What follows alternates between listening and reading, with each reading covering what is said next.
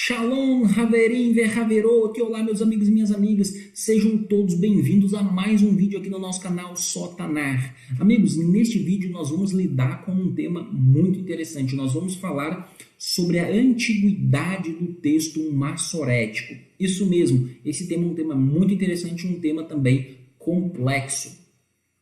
Amigos, antes de eu entrar no nosso tema, eu gostaria de convidar você a inscrever-se em nosso canal, ativar o sininho das notificações, tá certo? E também gostaria de recomendar dois vídeos a você que eu deixarei na descrição. Bom, o primeiro vídeo é intitulado A Introdução à Bíblia Hebraica Estudo e Gartência. Esse é um vídeo muito interessante que está relacionado com aquilo que vamos falar hoje, tá? Para você ter uma ideia geral do que é a Bíblia Hebraica, Estudo e Gartência.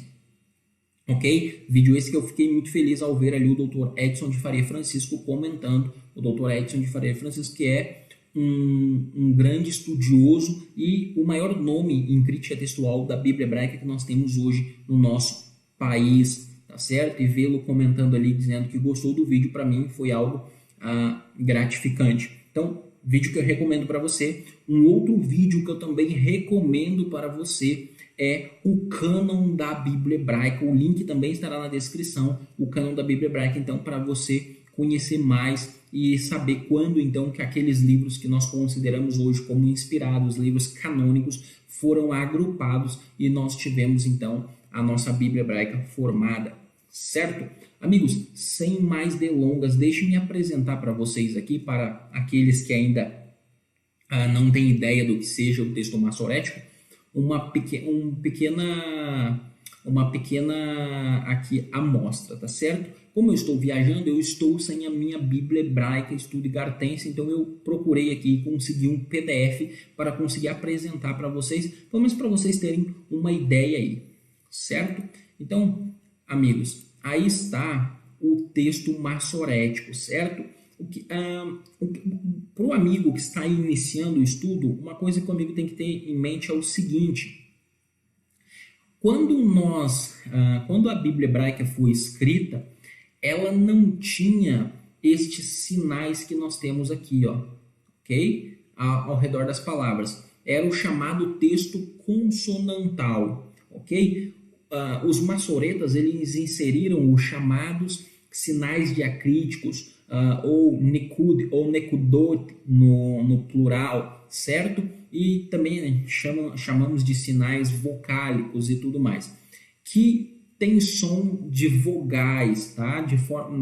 Numa linguagem popular, adicionaram as vogais, de forma que nós podemos hoje ler o texto vocalizado, ok? Era um texto só com consoantes. Mas eles também adicionaram outros sinais que, na verdade, estão aqui à margem, ok? Tá? A Massorá que está à margem. Eu não vou entrar em detalhes sobre Massorá Parva, sobre Massorá Magna neste vídeo, porque não é o intuito desse vídeo. Fugirá do escopo do nosso vídeo, certo? Mas já num período antigo se começou a adicionar outros sinais, como sinais de parágrafo, tá certo? Como Setumá, como Peturá, que seria aqui essa letra P que fica aqui, ok? Então, que seria um parágrafo aberto, ok? Isso daqui começou a ser inserido já na época de Neemias, de Esdras e Neemias. Nós também temos esse Samer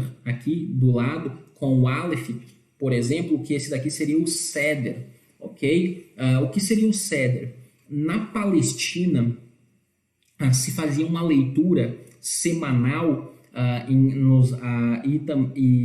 no sábado, na liturgia da sinagoga, aonde 3 capítulos eram lidos semanalmente. E isso, em 3 anos, levava a pessoa, então, em 3 anos, a ler a Torá inteira. Ok? E aí, esse sinal foi chamado de Seder, e no lá nós temos o Aleph, que seria Seder 1, ok? Então, que seria o primeiro Seder, essa leitura, ok? Mas nós também temos na Babilônia, chamando essa mesma porção que nós chamamos de Seder, que é marcada aqui pelo sinal aqui, essa mesma porção que se chamava de ceder na Palestina era chamada de Parashá, ou no plural Parashiot, na Babilônia. Na Babilônia se lia uma porção um pouco maior, 6 capítulos mais ou menos, que acabava levando a pessoa a ler a Torá em um ano, certo? Então foram sinais que com o tempo foram sendo adicionados, ou seja, não foi tudo colocado unicamente pelos maçoretas, o texto não caiu do céu. Então aqui nós temos aquilo que seria o texto da Bíblia hebraica, aqui embaixo nós temos um aparato crítico, tá certo? Em outro momento eu posso gravar um vídeo falando sobre isso. Eu só estou mostrando o texto aqui para você ter uma ideia geral e simples do que seria o texto hebraico para aqueles que não têm familiaridade com ele. Tem alguns sites também bem interessantes que podem ajudar a pessoa na pesquisa. Este daqui é um, ok? Então aqui você tem o texto hebraico e tudo mais, ok? Aqui nós temos um outro, né? Ó, que tem o texto hebraico aqui, a pessoa pode fazer a sua pesquisa aí, tá? Pode escolher o livro, capítulo e vai aparecer aqui, certo?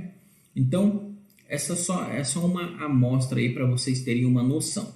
Eu gostaria de mostrar também inicialmente um livro para vocês aqui que eu vou citar em alguns momentos aqui, ok? Então, amigos, vamos para o nosso tema, vamos lidar com o nosso tema então. Uma das motivações que me leva a fazer este vídeo são algumas declarações que, ao meu ver, chegam a ser insanas, que são feitas na internet. Eu já cheguei a ouvir que o texto maçorético é uma tradução da Septuaginta. Então, de vez em quando eu não gosto de usar algumas palavras pesadas, eu acho que elas rotulam as pessoas, mas algumas coisas que a gente lê são verdadeiras aberrações, certo? Mas para nós não corrermos esse risco, eu gostaria de lidar com vocês com literatura boa, acadêmica e séria. Então aqui eu vou lidar basicamente com duas literaturas e outra que eu vou citar ali. A primeira é do Dr. Emanuel Tove, tá? Maior crítico textual do mundo, Dr. Emanuel Tove, professor na Hebraica de Jerusalém, certo? E aqui no Brasil, o grande crítico textual Edson de Faria Francisco, e também a obra que eu mostrei para vocês ali e eu citei. Bom, amigos, eu gostaria de começar mencionando o seguinte para vocês. Quando nós falamos de texto maçorético, nós temos que pensar em pelo menos 3 fases históricas, tá? Aquilo que seria o texto pré-maçorético, o texto maçorético e o pós-maçorético. Ok? Como essa obra aqui coloca, por exemplo. Deixa eu mostrar aqui para vocês. Com licença, só um segundo aqui. Deixa eu colocar aqui, vamos lá. Só para você ter uma ideia geral, tá? Então, deixa eu me compartilhar com vocês aqui. Só para vocês terem aqui. Deixa eu aumentar aqui. Então, por exemplo, aqui, o autor bem vai apresentar, tá certo? Ó, tá? Então, nós teríamos um período pré-maçorético, um período maçorético, um período pós-maçorético. Nós vamos lidar principalmente com esses dois aqui, certo?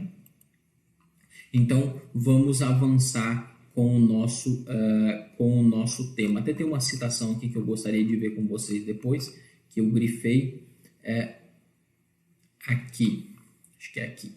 Bom, mas depois a gente vê isso. Vamos avançar aqui para nós chegarmos a alguma conclusão e o vídeo não ficar longo.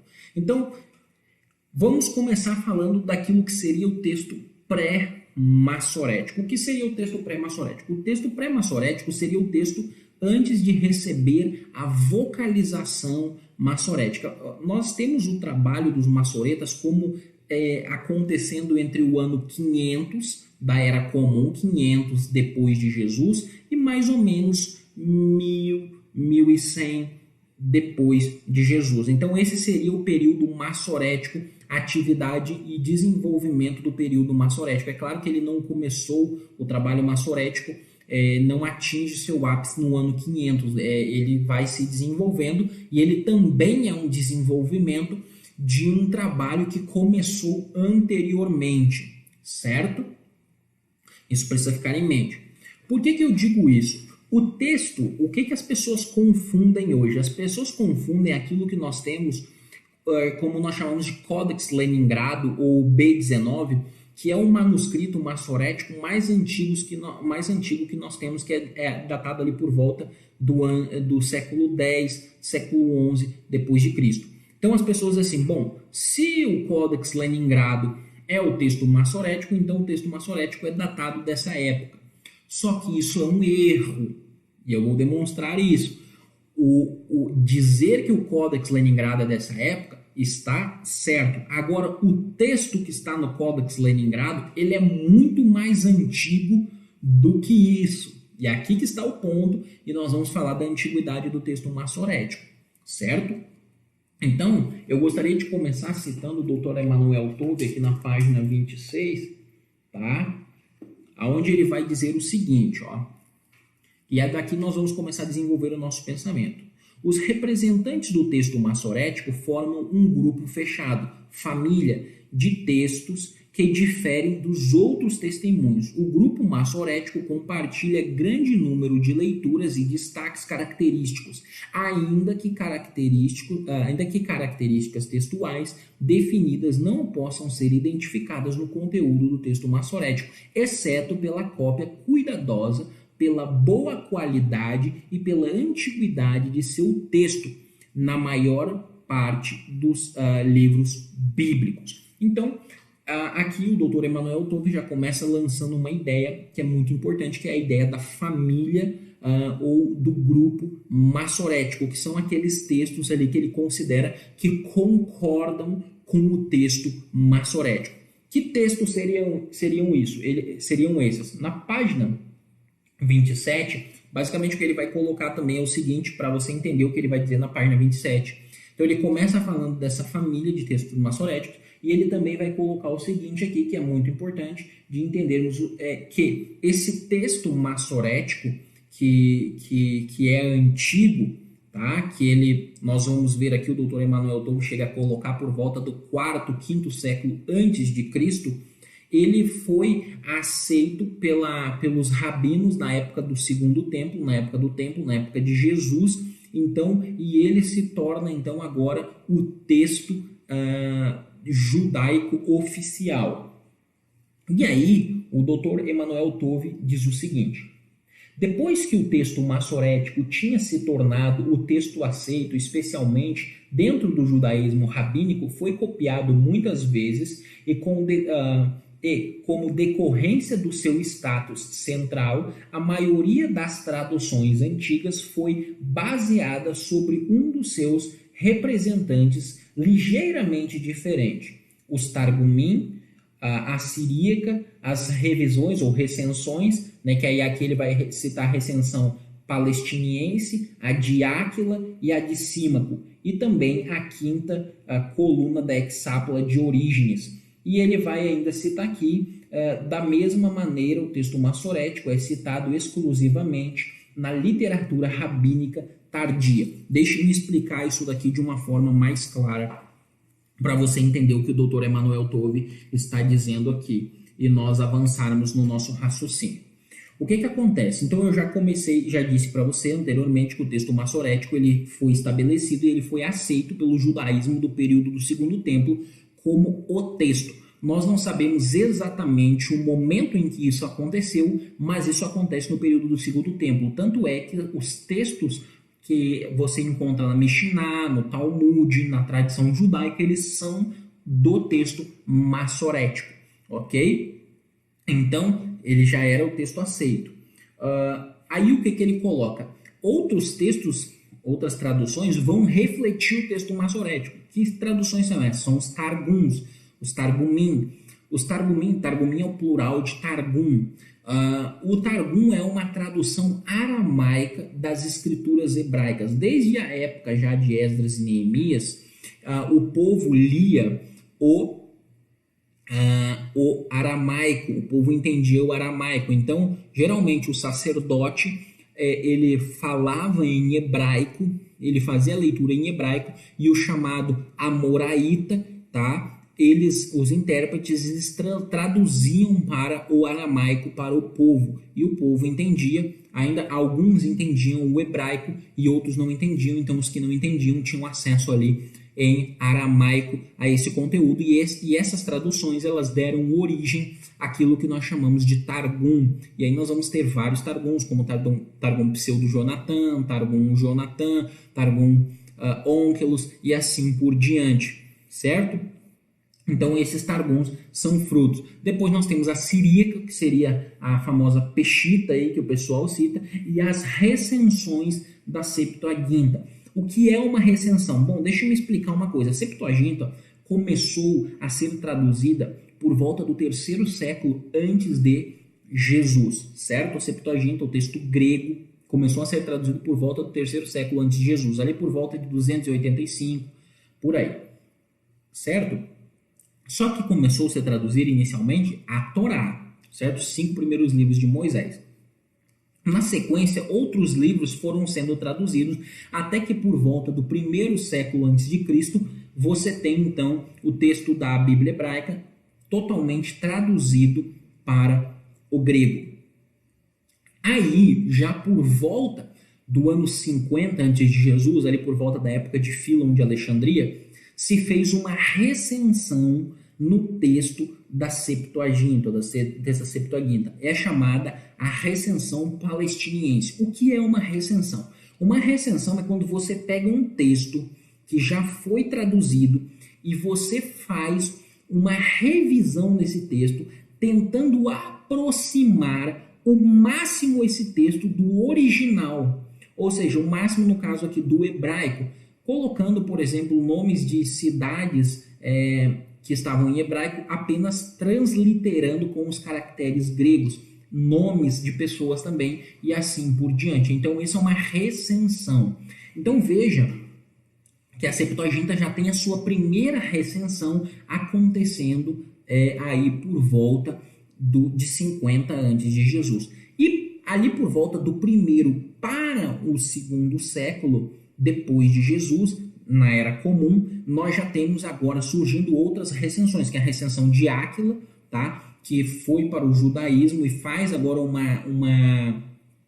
uma recensão da Septuaginta para os judeus usarem, e depois nós temos a recensão de Símaco, e mais tarde a Hexápla de Orígenes vai ter uma coluna lá. Ok? E por que isso é importante? Diga-se de passagem, algumas pessoas dizem que os judeus abandonaram, o povo de Israel abandonou a Septuaginta como um todo, porque os cristãos usavam a Septuaginta por demais. E algumas pessoas até especulam, mas por que há tanta citação da Septuaginta no Novo Testamento? É bem simples. A Septuaginta era o que eles tinham de mais fácil acesso. Era o mais fácil acesso que eles teriam, era a Septuaginta, ou Septuaginta. Então veio a recensão de Áquila. E aqui que é interessante, porque a recensão de Áquila é uma recensão para judeus. Então, veja, eles na verdade eles deixaram de lado aquele texto que era usado pelos cristãos, mas eles tinham o texto deles. Agora, o que é interessante nisso tudo é que esses textos eles refletem o chamado texto massorético. Isso é importante nós entendermos. Eles refletem o texto massorético. Então, o texto massorético, e aqui nós estamos falando do proto-massorético, aquilo que nós chamamos de proto-massorético, tá? Tecnicamente, ou de proto-rabínico. Essas recensões elas são baseadas nesses textos, ok? Elas refletem esses textos. E as citações da tradição judaica também.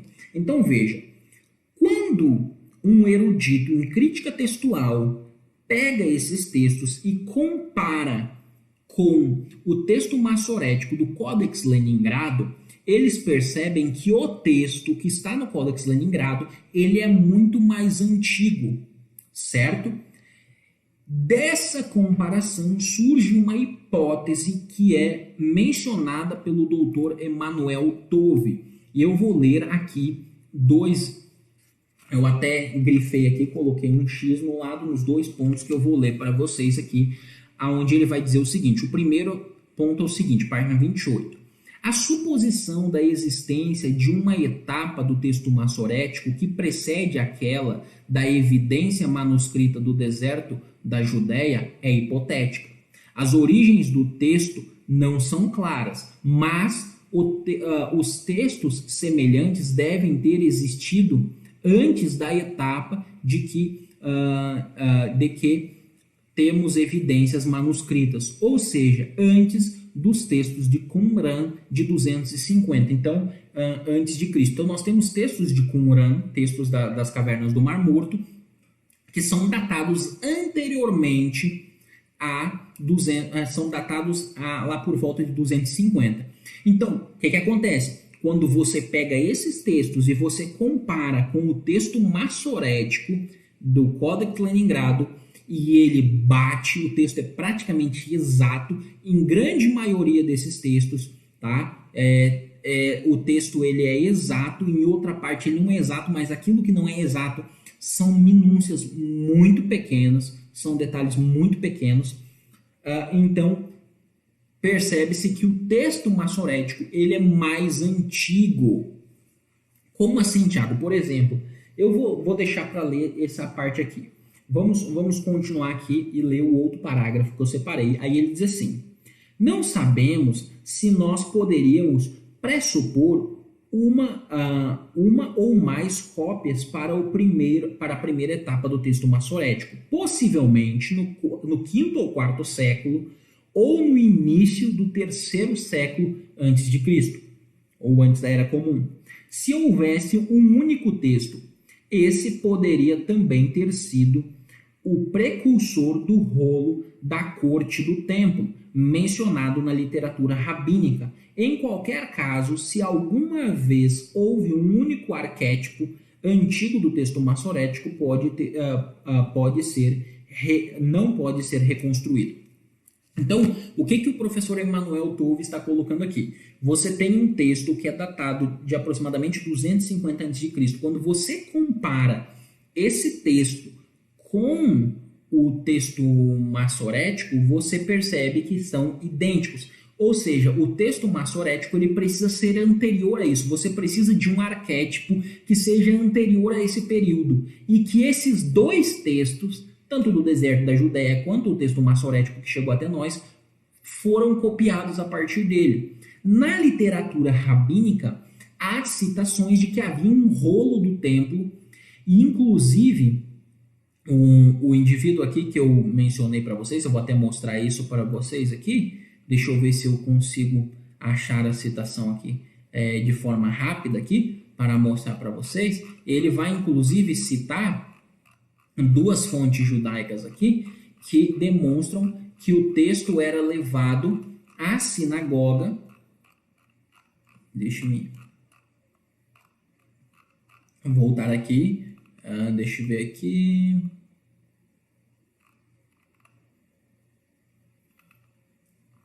Deixa eu ver aqui. Aqui. Bom, deixa eu compartilhar com vocês aqui para vocês poderem ver. Ok? Aí está. Deixa eu aumentar. Ó. A literatura rabínica, de maneira especial o Talmud, ele pressupõe, ele se reflete, né, uma preocupação, ele reflete uma preocupação por transmitir um texto.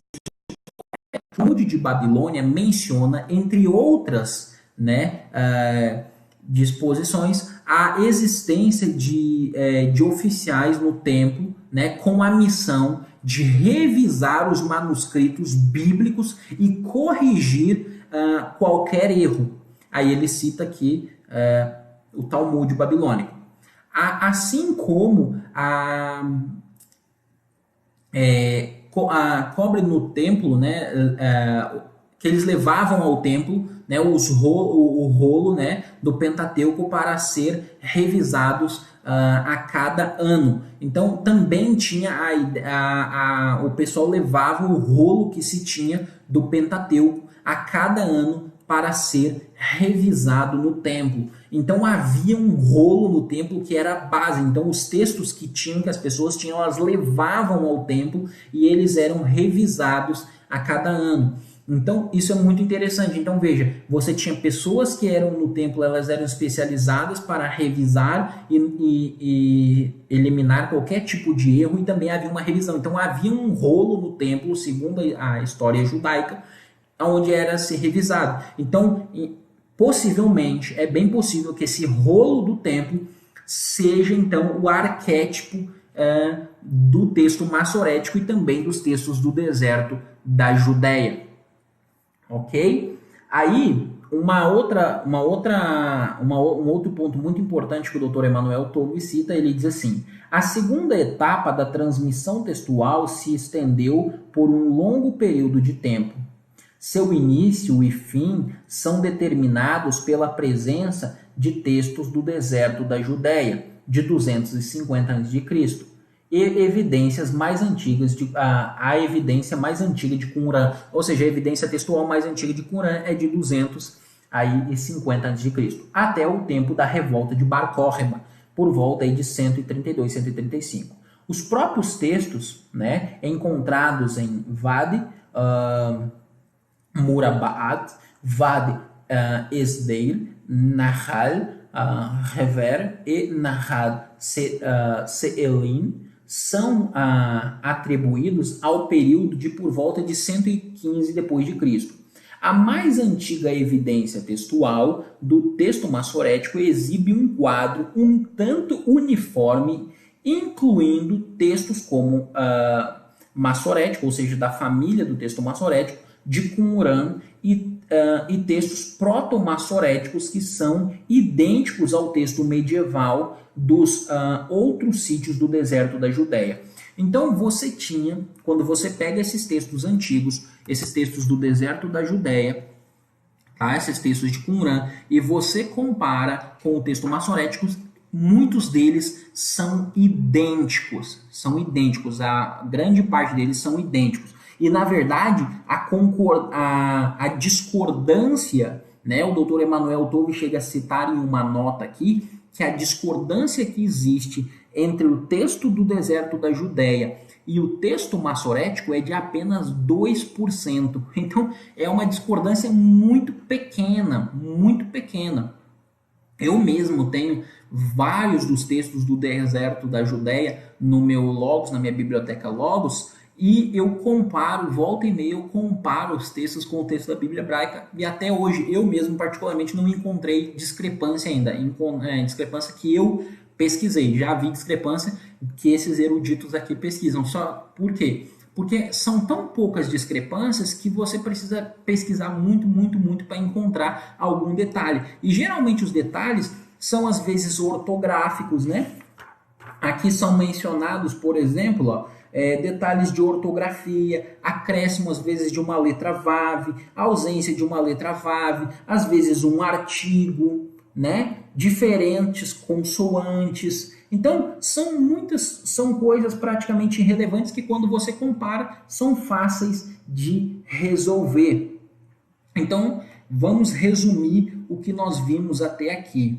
O texto massorético, tá? Quando comparado com outros textos antigos, o mais antigo por volta de 250, e também aí entre eles, então você tinha textos escritos em paleo-hebraico, isso é muito importante, escritos em paleo-hebraico, que concordam com o texto massorético do período da Idade Média, ou seja, com o texto massorético que chegou até nós, demonstrando então que existia um arquétipo que possivelmente era do quinto, quarto século antes de Cristo. Então o texto massorético é muito mais antigo. Uma pessoa me dizer que o texto massorético que chegou na nossa mão hoje é uma tradução da Septuaginta, a pessoa precisa desconhecer muito do que é crítica textual e da história da transmissão do texto hebraico. O Dr. Emanuel Tolbi ainda cita o seguinte: a terceira etapa de transmissão caracterizada por uma por um relativamente alto nível de consistência textual, exceto para o rolo de Severo, cujo texto difere do texto massorético em pequenos detalhes. Percebe que quando eles falam aqui de discrepância entre os textos, eles estão falando de detalhes, não está falando de diferenças, né, grandes. E aí ele diz assim, se estende desde a revolta de Bar Kókhba até o 8º século. A maioria dos testemunhos para este período, tá, pertence ao seu último ponto. Nos anos 1890, mais de 2.000 fragmentos de manuscritos, entre os quais dezenas de milhares de fragmentos bíblicos datam do 9º século da Era Comum em diante, foram encontrados na Geniza do Cairo. Todos esses textos refletem o texto massorético. Então, veja, na nossa primeira etapa do nosso estudo, nós falamos aqui sobre o texto massorético, o seu arquétipo, tá? Ou então o texto massorético comparado com textos por volta de 250 a.C. e também comparado com textos ali do período ali da época de Cristo. Isso demonstra que o texto massorético é muito mais antigo. Agora, nessa outra parte aqui, ele bem menciona que quando você pega textos que são datados mais ou menos da época de 132 a.C. até o 9º século depois de Cristo, você tem uma concordância desses textos com o texto massorético. Então, o que acontece? Se nós pegarmos desde o 5º século antes de Cristo até o 9º século depois de Cristo, você tem um desenvolvimento na transmissão do texto, mas o texto é o mesmo, ok? E isso muito bem destaca o Dr. Edson de Faria Francisco, tá? Quando ele vai comentar aqui, ó. Deixa eu me pegar aqui. Ó. Vê? Eu vou ler aqui duas citações dele. A primeira, página 221, ele diz assim: todas as edições impressas da Bíblia hebraica, como também as traduções modernas, são baseadas no texto massorético. Sua estrutura consonantal remonta ao período do Segundo Templo. E desde 100, aproximadamente, todas as comunidades judaicas adotaram-no como a forma textual definitiva e oficial das escrituras hebraicas. Então veja, o texto massorético ele reflete uma estrutura que é datada entre 520 e 70, ou seja, do período do Segundo Templo. E desde o ano 100 ele já tinha sido estabilizado como o texto oficial, tá, das escrituras hebraicas. O texto bíblico hebraico, tanto de judeus como de cristãos, baseia-se no texto massorético estabelecido desde muitos séculos pelos escribas judeus na época antiga e mais tarde pelos massoretas durante o período medieval. Então veja, os massoretas eles só deram continuidade em um trabalho de transmissão que já tinha começado. E claro, eles adicionam sinais vocálicos para que esse texto continuasse a ser lido. Aqui, um outro ponto muito importante que o Dr. Edson menciona, ele diz o seguinte, na página 222. O texto atual da Bíblia hebraica passou por um processo textual definitivo desde os primeiros séculos do período medieval, quando os massoretas procuraram padronizar, uniformizar e transmitir para as futuras gerações de escribas um texto correto e sem corrupções textuais. Os manuscritos do texto massorético, conhecidos atualmente, apresentam um número reduzido de variantes textuais e todas insignificantes. E aqui abaixo ele vai mencionar as informações semelhantes a que o Dr. Emanuel Tove já mencionou para falar que o tipo do texto massorético é o mesmo daquele da recensão de Áquila, da Septuaginta, da recensão de Símaco também.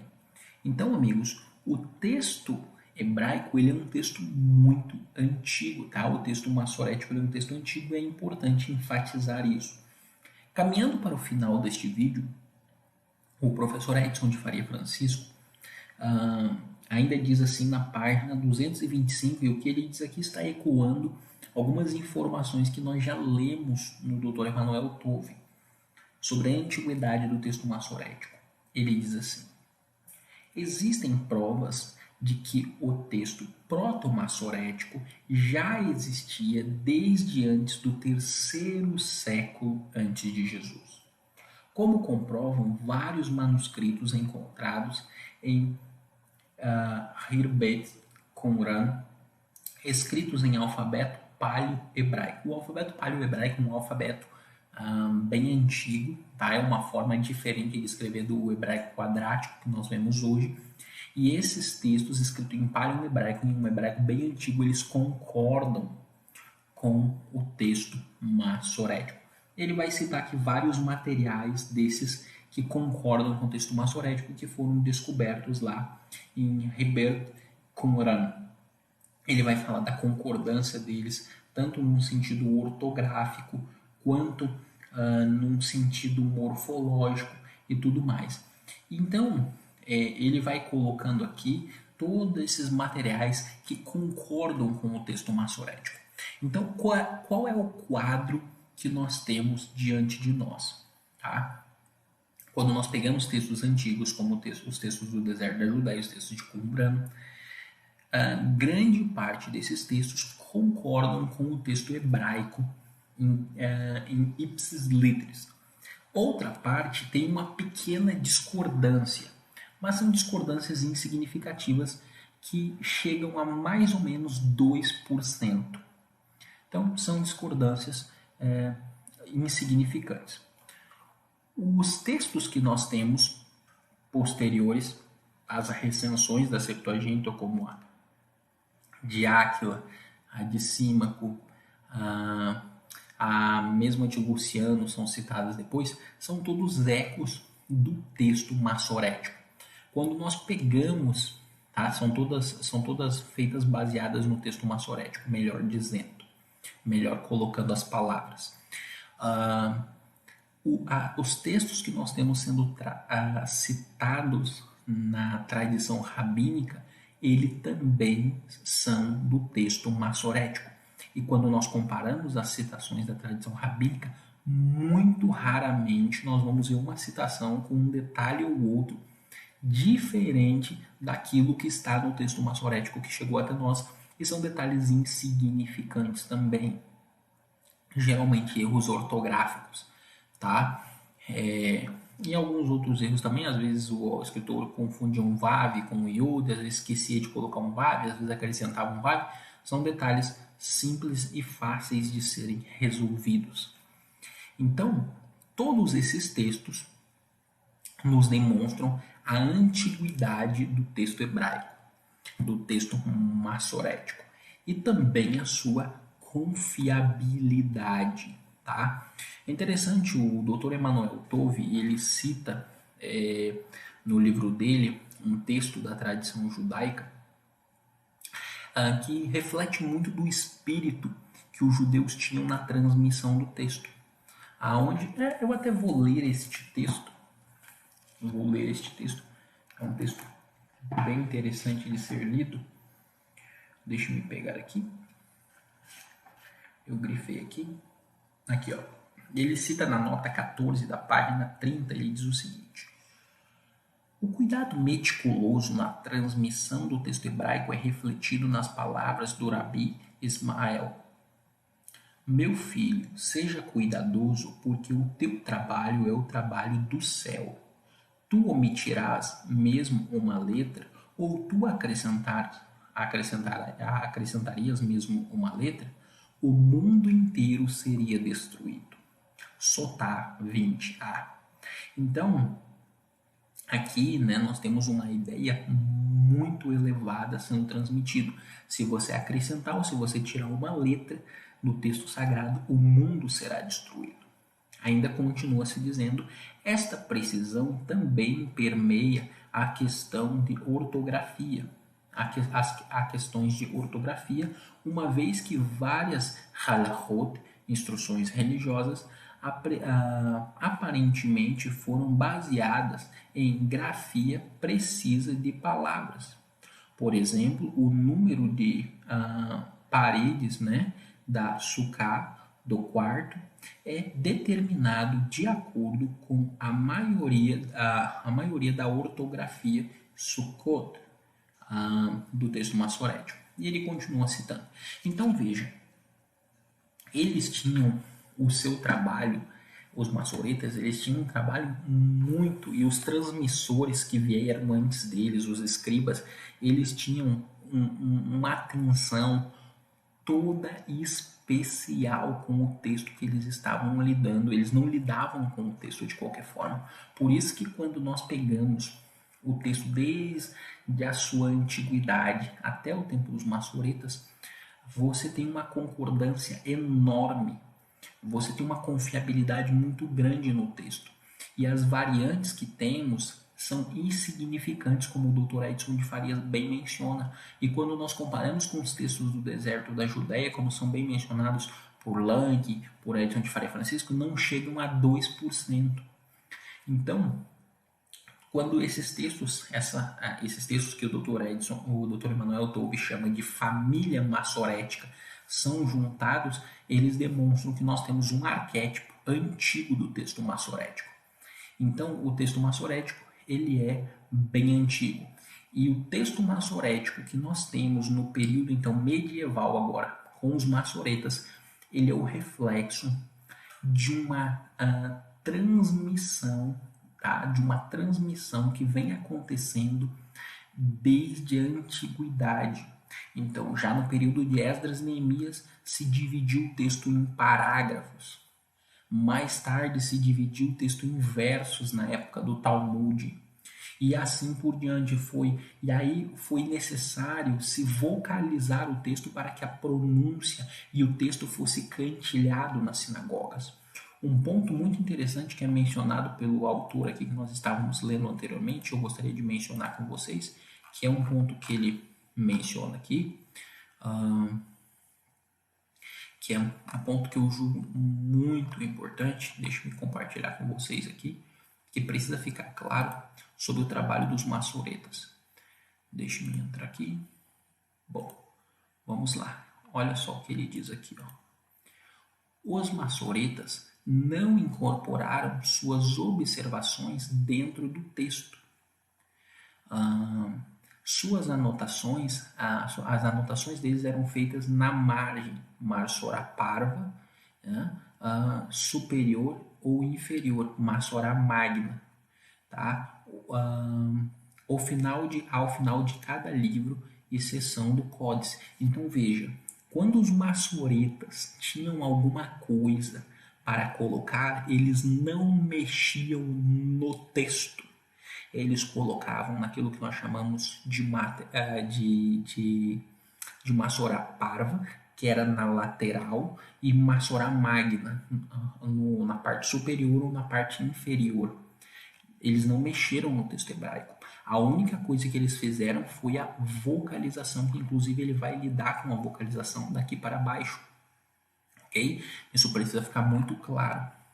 Inclusive, deixe-me aqui, ó, a atividade dos soferim, escribas, né, profissionais, que eram profissionais da transmissão do texto, tá? Os soferins se ocupavam de identificar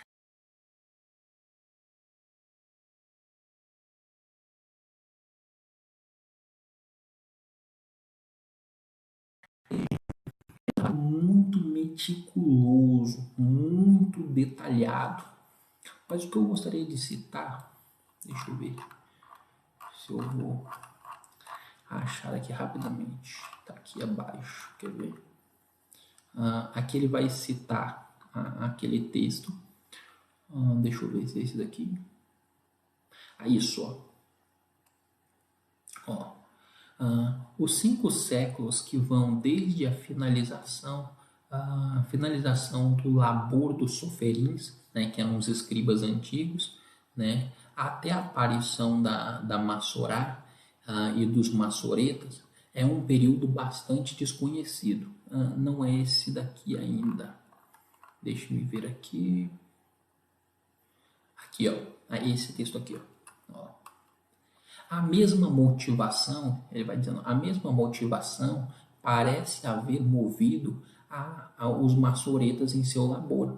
A preocupação por manter e salvaguardar o texto, né, sem mudanças, aparece expressamente em sua literatura. Ele citou alguns textos da literatura judaica e ele vai falar que esses textos expressam a ideia que eles tinham de guardar o texto para não haver nenhuma mudança. Tá? A necessidade de ser meticuloso na cópia do texto bíblico, considerada como uma tarefa sagrada para evitar omitir, né, uma simples letra ou acrescentar uma simples letra, né, que proveria a destruição do mundo. Então, aquela mesma ideia que o Emmanuel Tove apresenta aparece na tradição rabínica. E ele vai citando outras coisas aí.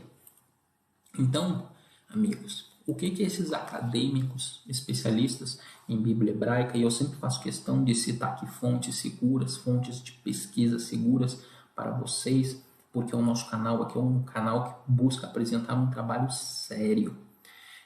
Essas fontes nos demonstram que o trabalho que os maçoretas fizeram foi uma verdadeira bênção para o povo que hoje estuda a Bíblia hebraica.